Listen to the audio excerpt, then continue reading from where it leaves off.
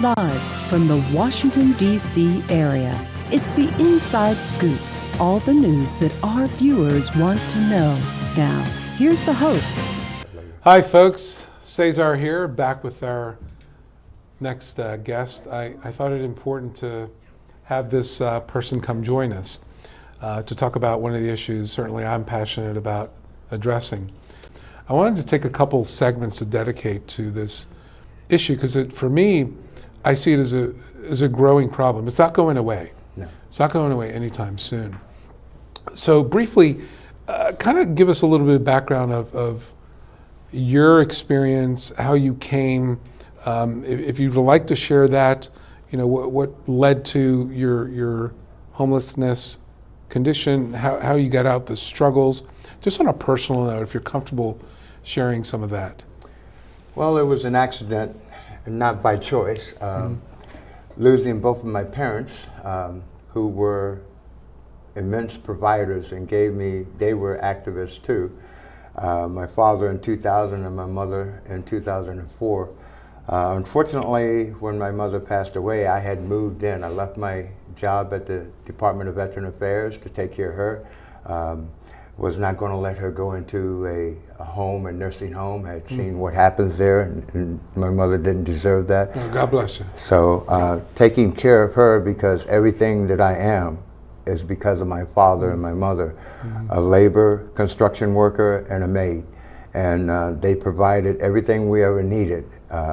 And education-wise, I've been able to become a lot of things: a firefighter, a surveyor, worked for Tri-State Dynamite building Roslyn, wastewater plant operator, a detective for retail, and then working at a big box store, and rose from there after I was homeless. Rose from there because I started working there when I was homeless to a supervisor and sometimes store manager at the time, assistant manager.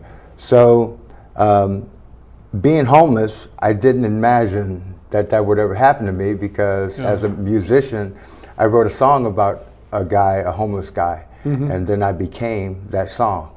So it was important for me to use everything I could to get out of that. And then once I was into it and started a little bit more than from the face, you know, getting deep into it, becoming that myself, I realized that there are struggles that are being made. One of the most important things is that people think that all homeless people have some kind of problem before. Alcoholism, drugs, mentalism, a whole lot of other things. But when you think about it, me personally, I became a mental problem because depression hit me for the 3 years that I was homeless. I couldn't imagine how I got here and then trying to think of how I was going to get there. But the whole time you're living in the street and trying to keep warm, trying to find out where your next meal is coming from, you can't think about anything else. It is so consuming that despair becomes your best friend, your only friend. So once I was able to get my foothold and get out of there, I looked back on what was causing the problem for homeless. And that resorted into figuring out, hey, housing is a problem. Even if you're talking about low income or Section 8, it's still a problem. It's a problem for so many people who cannot get to be where they should be or they could be. You think about my mother and father, as I told you what their occupations were, they bought their first house in '64 and lived in that house until they passed away. That narrative is disappearing now. Sure. They were renting. Normally you rent, you save up enough money, you buy a house or you make a down payment on a house, and then you move on from there. But that part of the equation is no longer there now. People cannot get from the rental part to the owner part. That's right. And then there are all kind of other obstacles. You touched on it with your previous guest about some of the things that prevent people from getting there. We have the NIMBYism, not in my backyard. We need a lot more people, yes, in my backyard, which is YIMBYism. We have zones. We have certain laws that keep us from building houses where they should be. You know, it's an uphill battle. So that's pretty much about it. Oh, that, I got to, again, thank you for coming on to share your story and talk about this topic. for me, it's people like you that need to continually voice the reality. Because for those that have never been homeless, certainly I saw the struggles of my parents worry about paying the rent. Yeah. And that is stressful, especially, when the food stamps, don't translate to rent, right? And they don't put the medical bills or books or clothes or stuff like that. So, I mean, I've seen it, but I've not lived it. And I think the more people that can empathize and then understand to be inspired to do something about it, that's what I'm asking for people like you to continually do. So don't stop this thing that we're talking about here. I have no intention. Good, good. Let's talk a little bit more about. Do you now live in the area? Yes. You live in Fairfax County? I do. Okay. What was it like to finally get an opportunity to have your place again, have your own place? What was that like? Well, first, I didn't want to be there. I was the first person who, under the Fairfax County, of our plan of ending homelessness, housing first. In other words, no matter what the person's condition is or what may have brought them into homelessness, if you stop worrying about that and getting them into housing, you can fix the other things that may have caused that, hopefully. For me, I figured there are people that have been homeless for a long period of time. But one of my dearest friends convinced me that if this was to be successful, I had a better chance of achieving that than the other people. And only when he brought it down to that level did I say, okay, yeah, this is bigger than me. This is not about me, it's about the others. So I got in, 2-year plan. I did about about a year and maybe 2 months and said, I'm done. I got a job, I can pay for it, let someone else take that. And from that point on, I was able to work up the ladder because I had employment and everything like that. But as I was moving up the ladder, I realized I'm at a place now where I'm a little bit comfortable, but not all the way there. One small problem, sickness, injury or anything like that, and I'm back where I started at. I began to look at other people being in that same position. Luckily for me, I only had to work one job. Right.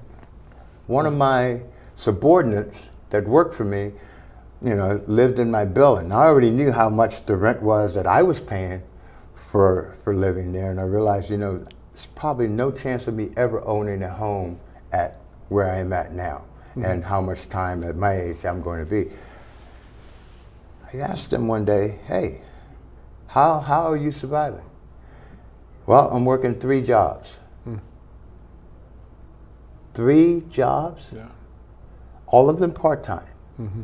And his wife was working, his 2 kids were working, and his in-laws all came here from Iran. And I thought about it, that's got to be tough. So I talked to my manager, I said, we got to do something about this. We cannot let this guy, how much time is he spending with his family? The big part of your achieving, like your previous guest, was, that family narrative, Right. And if you can't do that, the children, everybody's suffering. Yeah. So we made him full-time. But that doesn't help the item, and I said, why are you not paying a lease? He said he's renting from month to month, which is higher. Right. He wants to be able to afford a house when it comes. That's never going to happen. Right. It's never going to happen. Right. So, like you said, it's important that we let people know some of the struggles that people are going through, and we haven't even touched Section 8.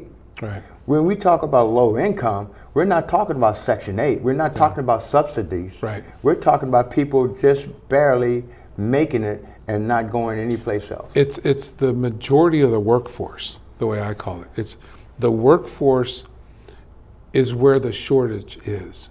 Correct. Right, and you can argue, you can have a discussion, I've had this with people. They try to say that, well, if they pay a little bit more, they'll get there. But you have to think, if I make $100 a month, it's just for numbers, that's 100%, right? And 80% is going to my rent, I'm never going to be able to save and invest in the other things I need to lead a successful, productive life. And that is where my focus is, right? Because if you're spending more than, I think, some will say 25 to 30% on living accommodations, you're not in a position of strength or security or being comfortable to invest in these other areas. The federal government has what we call the AMI, which is the average monthly income. Mm-hmm. Legally and economically, you cannot spend more than 30% of your entire income to housing. Anything more, well, we know, like you just said, a lot of people are still paying more than that. Yeah. But I just went to a focal point from the Center for American Progress this past Thursday in DC. They brought 5 mayors across the country, from the East Coast to the West Coast. And one of the questions that I asked them was, how does minimum wage affect your ability to have housing? And guess what? This is going to surprise you. No. It doesn't work. No, they didn't say that minimum wage is a problem, because these are places where everybody, these mayors in their municipality, everybody's way above minimum wage. Yeah. Some at $13, $14 an hour, and it still doesn't help.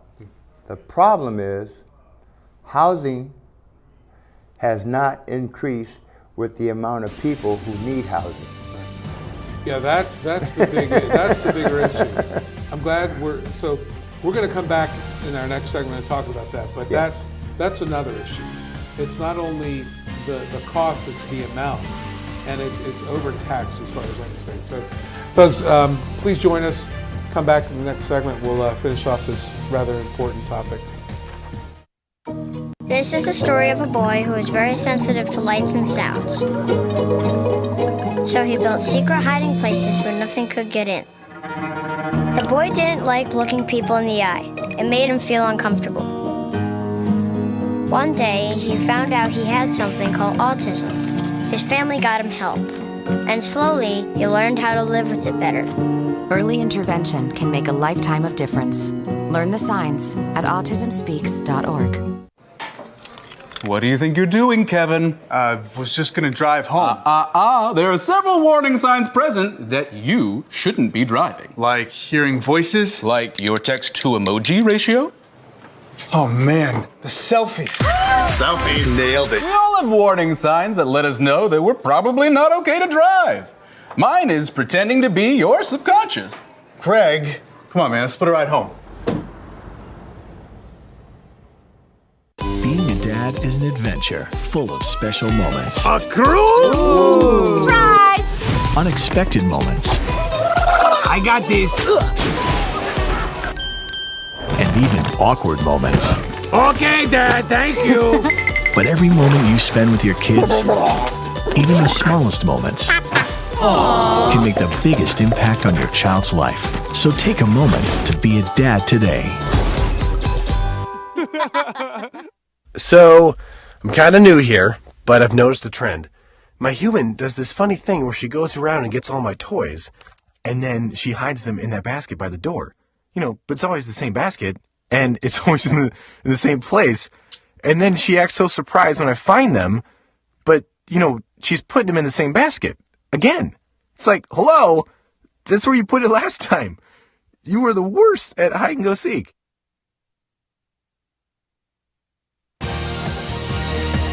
We're back to the Inside Scoop. Here again, your host. Hi folks, Cesar here, back with our guest, Ken McMillon, not McMillion. I was gonna give him $1 million, but he turned it down. Sir, thank you for staying. During the break, we had a call from, we had a call from Fred in Herndon, the housing that's going up in Herndon. Let's table that for a second, because you actually had experience. Herndon's getting development off the Silver Line of the Metro. There was some development going on in Arlington where the blue and the oranges converged, correct? Correct. So help me understand a little bit about that, how that was impacted. So in Arlington, you know, the housing shortfall, and we talk about a shortfall because when you think about housing that's affordable, what's missing with the equation? The equation is we have more people who are in what we call a middle income or lower income class that are working. They're not looking for Section 8, but we don't have the housing that we can put them in. So what do? Your people density has increased bigger than your housing density has. Okay, so obviously when you have things like that, you have your single home families, okay, but there's not a lot of land mass. So what you do is you have zones and zoning and other rules and regulations that don't allow you to build multi-use buildings. Right. You may be able to get a multi-use family home, but when you start talking about renters, everybody can't afford a monthly income for a house, but they can't afford a rental unit for an apartment or something like that. So normally you build up. Then you have the people, well, I don't want you to destroy my view. But when they knew that the blue line and the orange line were coming in Arlington, they were able to do that. So they had maybe about 300 homes, rental units in Arlington. And what they did was they were able to only lose about a third of those, which kept the others in rental units until they could build up. You've got Herndon, which is now getting ready to get development for your Silver Line. If they don't take the opportunity to build up instead of outward, because you don't have the land to do so, and you've got these zonings and these restricted areas, you got your parks, you know, and things like that, you're going to have a problem. People migrate because if you're trying to rent, there's a good likelihood you have a car, but that car is costing you gas and everything like that, so you need to be close to transportation. But the problem is that the thinking of developers is when you want to get close to transportation, you start thinking about townhouses and McMansions and condos that are way out of the class. And so what you have is, like your first guest here said, you have multiple families living in one place. What kind of quality of life is that? You know, you're sharing a... Well, that's old world living, by the way. My family, there's a lot of people to one house. But you're right, that's not traditionally the American way. But yeah, I mean, to your point, I've actually had these discussions. How much density is appropriate for each area? Because in some areas of the county, you're just not going to get any density to allow for what the county needs, and that is more units at this level, not Section 8. Correct. Right, I'm not talking. Right. I mean, that whole. That's a different narrative. Yeah, minimum wage. Not that we're going to forget about that. Right, we can't. Right, but like, I feel like these are conflated segments that we talk about because on you are talking about is people that have jobs, they have incomes, but in order to obtain housing, they're going beyond what they should be. Because then they can't afford an impact of another unforeseen either illness or some other thing, right? One paycheck away from being homeless. That's what we define most people. And just so people understand this, it goes from your restaurant workers, your people who are working in fast food industries, to the clerk that you see when you go into a doctor's office, the person that's taking your name and setting up your appointment and things like that. We're talking about your nurses in your hospitals. We're talking about your police officers, your firefighters, your teachers, okay? And one of the things that I would like for the county to do is I would really like to know how many of those people working for the county or any municipality actually are living in the county. That number is low. Think about that. That number is low. If your revenue is based on the people who are paying taxes here and the people that you're paying wages to are working for you and they can't find affordable living and they're moving further out, it has another contributing problem, which is that's right. global warming. Because their carbon footprint on the amount of traffic. If you're complaining about having to drive on Route 66 and pay a toll fee because you're living, you know, then Where would you move to? Move to the places where the transportation is so you don't have to do that. But if you can't afford to do that, what are you going to do? That's right. You're not given a choice. So it's a combination of a lot of different issues that people have broad brushed over the years. When you talk about housing, Arlington and some parts of Alexandria have gone and done bonds, okay? Bonds allow us to have the tax dollars set aside the money, and then get developers who come in, and on that bond, we're actually making money off of that, but we're also using that money in a more profitable way for economic development and equity development for all people to rise up. And I can assure you, with one mayor telling me that it cost you probably about 75% less to keep someone in their place by paying off a few bills that they have and getting them so that they become even king, as opposed to letting that person fall out and become evicted and then completely homeless. Oh, sure. Okay? 75% savings in just doing that. But then again, if they don't have any place else to go, we still have the problem. Sure. So this, we have to take a positive look. The surveys and the ideas that we think of and do are not nearly enough. We have a lot of people who are smarter than me.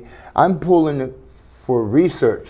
I'm doing the grunt work here, but we know that it's not working. But how long are we going to wait? The needs assessment which I worked on that came out in 2016 said we had a lack of about 31,000 units. In the county. In the county only. Remember, we started that in probably 2015. I want people at home to hear and absorb that number. There's a shortage, and this is an estimate, of 31,000, not people, units. But units across the one of the richest counties in the country. That is, it's not just, it's sad, right? It was like, that was 2016. We're now in 2019. That number has grown. As a matter of fact, it's probably blown up. See, I think this is such a big problem, and I think everyone owns a little piece of it. It's not only the electeds, it's the developers, it's the people that plan and zone things, not taking this into consideration, then letting developers. And again, I'm all for profit. As a shareholder of life, I want that, but there's got to be a balance. There's got to be a balance here. Fairfax City, a couple of years ago, I was surprised because the mayor, the used to be mayor, came out publicly and said, "We failed."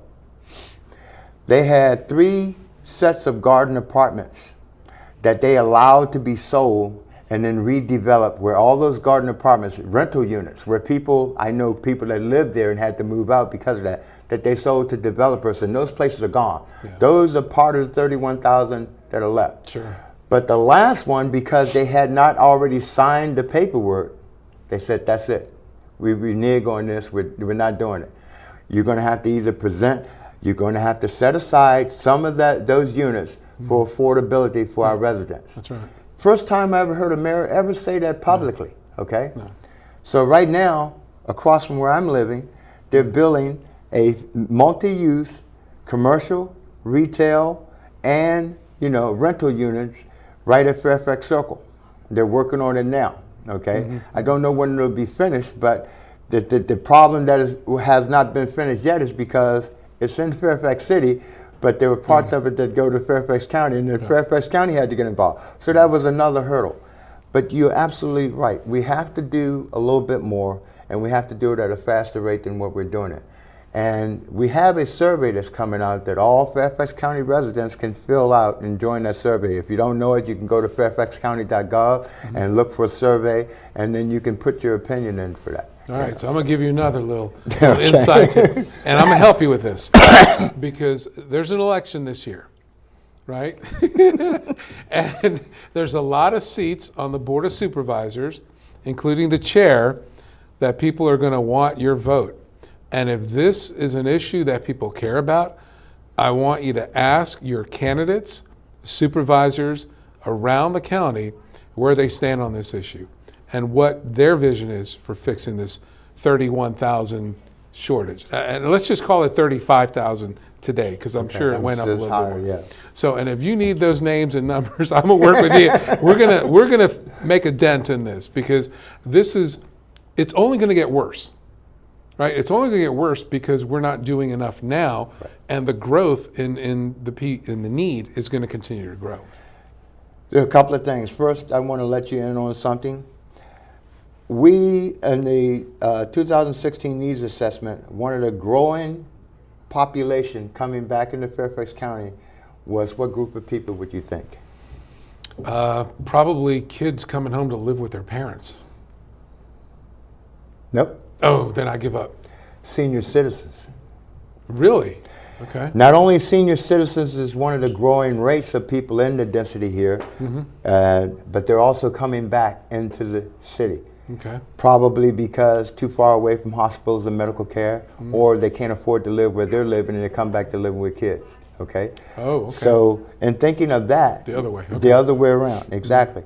So, with that, it's very important that the people who are coming on board, Kathy Hutchins, oh, I love that woman. Love her, love her. She has done so much for Reston and I think she's Herndon. retiring this year. She is retiring this year. There are at least, I know of 2. I think there's possible 3 or 4 candidates that are running for the Providence district. I mean, for the Providence district.